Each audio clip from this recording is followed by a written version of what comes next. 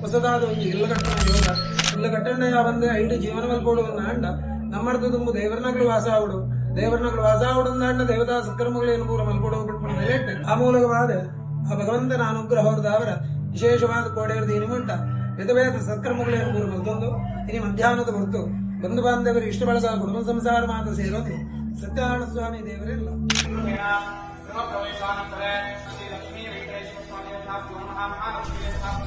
Shri Shankara Sudamanandana Siddhi